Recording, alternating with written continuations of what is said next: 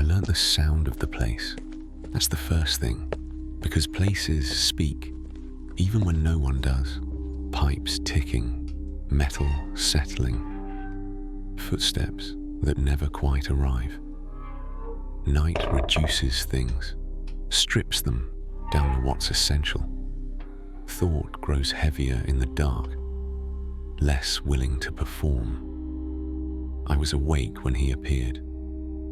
I say that first because later I would doubt it. No alarm, no door, no shift in the air. One moment. Only my breath, slow, counting itself, the next. A man on the bench opposite me, hands folded, unhurried, as though he had always belonged there. I didn't speak, neither did he. He wasn't threatening. He wasn't comforting.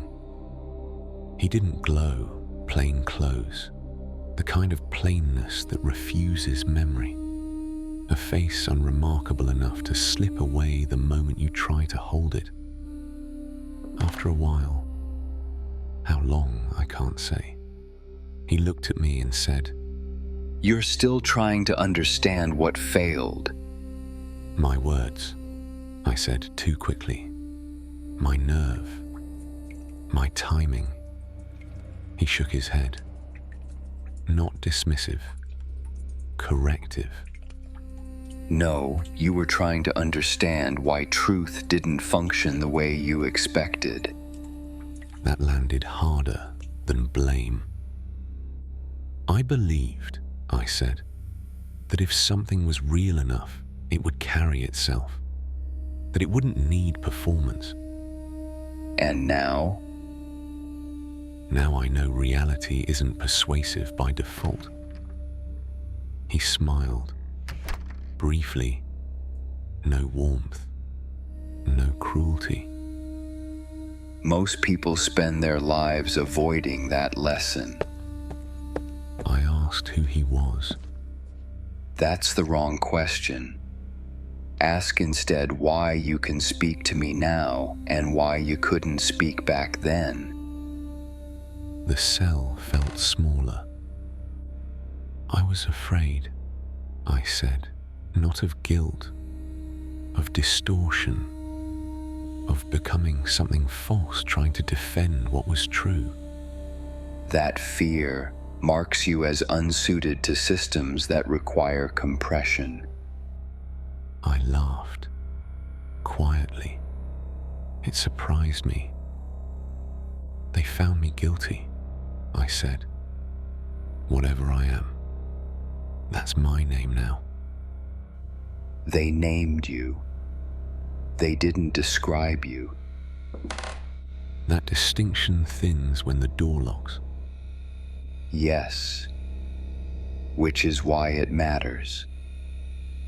He stood, walked the length of the cell, examined nothing. "You're not troubled because you were judged. You're troubled because judgment revealed something unbearable, that human beings are poor vessels for truth, especially when it costs them." I thought of the psychologists, how they held one reality in their hands while gesturing to another with their eyes. "They saw me," I said, "and nothing changed. Recognition isn't authority." "Then what is faith?" I asked. "Enduring incoherence?" He stopped, looked directly at me. "Faith is refusing to falsify your interior life to satisfy an exterior verdict." That sounds lonely. It is. Which is why most people choose certainty. Silence returned. Thick, but not heavy. "Will this reconcile?" I asked. "The verdict and what I know of myself?" He waited. Some fractures close. Others become places of vision. You won't be told in advance which this is. I wanted to ask if justice mattered, if God mattered, if any of this would be gathered up and answered.